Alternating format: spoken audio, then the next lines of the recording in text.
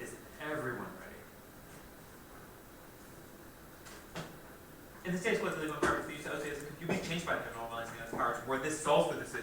Say the proliferation of small political lines undermines coercive authority. They say the coercive authorities use great war for its political production of capital and ever more destructive war for the ability of sovereign society to live into its as a basis for it becomes the basis of an executive decision. Also, the kind of created war for it was going to escalate the kind of constant nuclear, constant escalating war which was going to lead to a nuclear war. That's Marco 3, an impact which has gone uncontested the entire round. The only argument they have is to our solvency further, but not the actual validity of the impact scenario. So if there's any risk that the affirmative is going to be able to solve, and that that's going to happen, the perm or the what is it the counterplan is talking the fact that if there's any risk that the affirmative is going to be able to solve, it's going to be sufficient to pull the trigger for the affirmative, which is that that's going to be the nuclear impact. So therefore, we're going to be terminally outweighing the DA. And so far as like, I'm going to do impact analysis first of your stats. Okay, let's look at the impacts in this round. The only impact that they're going to be having on coming off of this politics scenario is going to be that there's going to be causing apparently all of the wars, all of the impacts imaginable, and something about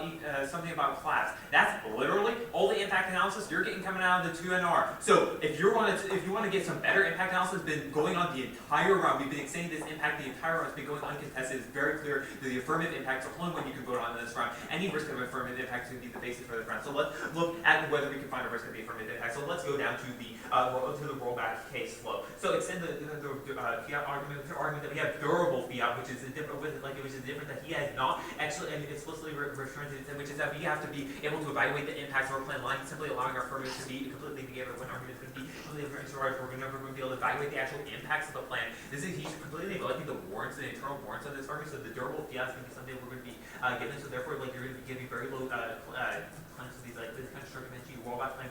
And further, it is saying he's not going to go around presence in the lead a censure. That's our Prosh 12 card, which is going to be really strong on this point, which is telling you that he's not going to respond to this. He's simply and then this Obama card, he hasn't overruled these kinds of things. They're simply saying that he said he might do it, but this is not like kind of conclusive analysis going to be sufficient for a full solvency deficit. At best, it's a slight bit of mitigation because Obama says he might do this thing if it happened on more powers. It's exceedingly general and it's only a little bit of mitigation. And further, this is they've also dropped the argument that this is the Supreme Court, this is the law of the land. It's not like nobody's going to be overruling it. They haven't established an actual situation where this is going to be overruled and it's going to be completely overruled. Insofar as this is the highest court in the land, he might be able to overrule some federal court decision, but really it's the Supreme Court. This is the highest law of the land. No group of military officers, no smaller authority is going to be able to overrule that Supreme Court. They dropped this argument in the 2NR. And then don't this is text going to be coming before any control thing. You're going to be understanding this argument, so you can extend that across the flow. And so you're going to be seeing a very clear argument as well. And that's a little bit of negation in the risk of the affirmative assault. So let's go on to this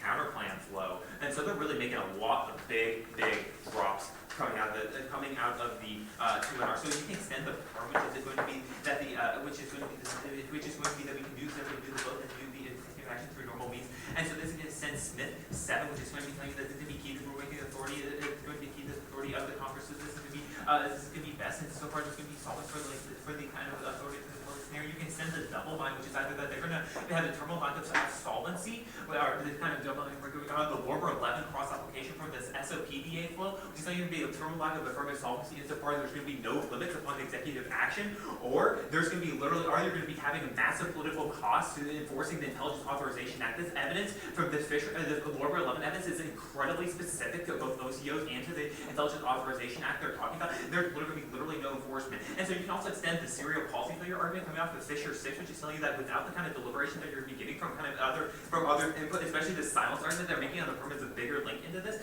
you're going to have the kind of serial policy failure from the past that's going to be making very, really fast decisions without any kind of input. So you're going to be kind of constantly seeing as policies continuing to fail, continual problems. This is literally dropped in the 2NR. So you can extend that across. Well, that's another disadvantage to the firm, which is going to be a reason why you're going to be preferring the affirmative. There's a reason there's also going to be a lack of solvency for the assets so far as it's going to be leading to bad policy making. You can also extend Lewis 9, which is going, Lewis 9, which is going to be solving for all the impacts we're going to be talking about and signaling. Insofar as we're going to be able to signal our own terms to include more transparency about what we're going to be doing. Our notes are also dropping this, so any kind of signaling arguments, any kind of net benefits you're going to be getting off of signaling, any kind of warfare machine, any kind of also all the global terror arguments you're getting off of the case flow. All these are going to be groups under Lewis 9 are going to be able to be solved by that signaling that is have greater transparency. So it's really clear how the counter plan is not going to be able to solve for the app at all, insofar as they're never going to be able to solve for the fact that they're always going to be creating a state of exception because it's unlimited executive power. And if they don't do that, if they do enforce these restrictions, then they're going to be causing a massive political capital they won't solve for their politics deal, which means that they're going to be fighting that impact anyway. Now, politics DA.